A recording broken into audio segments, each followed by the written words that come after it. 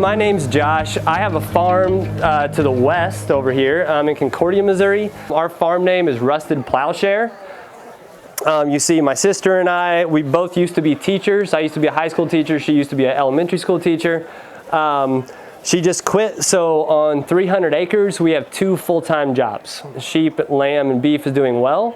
So 2 full-time jobs on 300 acres is kind of like, that's a marker that we like to talk about. You also see my brother-in-law on the right, my wife on the left. My wife is the business guru. If you want to order lamb from us, please talk to her because I'm out doing other stuff and we'll forget.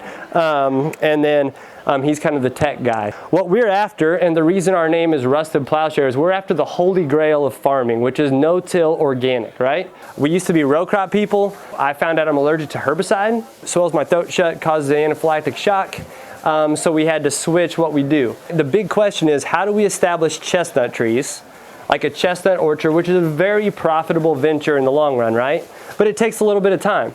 So how do we then cash flow this while we can't grow corn and soy like we used to in between our trees? What we do right now is we have silvopasture. We actually graze sheep, and there's a reason sheep, and we'll talk about why sheep. We graze sheep in between here. They're all in a big area.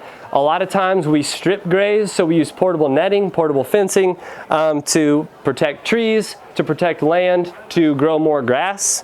And so that's what we're after until then. The big reason that we settled on sheep is what I call sheep math. Okay? So sheep math is really good math because they reproduce quickly and prolifically, right? So we can have about 3 ewes per acre if we rotationally graze well. They're going to have, if we grow a good lamb crop like we did this last year, they'll have 1.5 lambs per acre. That means we have 4.5 lambs per acre to sell. I've never figured out how we sell a half lamb. One of these days I'll figure that out. So a 70-pound lamb at $3 a lamb, which is a low price, okay, brings $210 a lamb, which is $900 brought in per acre. Okay? So if you compare that to what we used to do, to what a lot of people do in row crop country, is corn and soy and wheat, right? So corn is at 150 bushel average, like in our area we'll grow 200 bushels. Some people are less than that, right? And I'm being pretty generous at $6 a bushel, that's $900 per acre, right? Same thing, soy, $50 a bushel at $16 a bushel is $900 an acre. Wheat, 70 bushel wheat at $12 a bushel is $875. I understand some of these numbers go up and some of these numbers go down. The important thing is our cost per acre on sheep is about $100 per acre. To grow a 150 bushel corn crop at $6 a bushel, you're spending right now with fertilizer prices between $600 and $700 an acre, right? So sheep math is very good economic math. Sheep love weeds. They eat dandelions, they eat grasses, they eat crabgrass, they eat foxtail, they eat ragweed.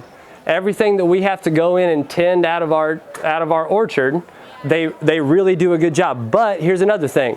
They don't climb like goats. If you stick a goat by a chestnut tree, they will climb it and they will find a way to get it. But sheep don't do that. So we also grow beef because we direct market beef as well. We let these guys in our chestnut orchard for about 10 minutes and we realized it was a really big mistake. It was actually a really bad day. They destroyed about 10 chestnut trees in 10 minutes because they will climb up and over and they're tall enough to take the branches down. So we don't let our cows into our chestnut orchard. We do something a little bit different. We typically don't like grass-finished beef because it's tough and doesn't taste very good. So we actually grow microgreens in our garage. And so we feed our animals sprouts, microgreen sprouts.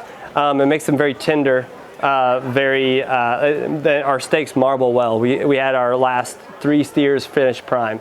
We do organic grass-finished beef and lamb, and we sell chestnuts. We won't sell chestnuts this year except for at our farmers market that we go to, but in the future we will. So if you're interested in stuff like that, please let us know.